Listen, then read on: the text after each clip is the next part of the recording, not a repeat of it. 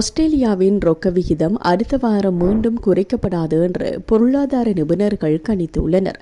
அதன்படி ரொக்க விகிதம் தற்போதைய மதிப்பான 4.1% பராமரிக்கும் என்று நம்பப்படுகிறது.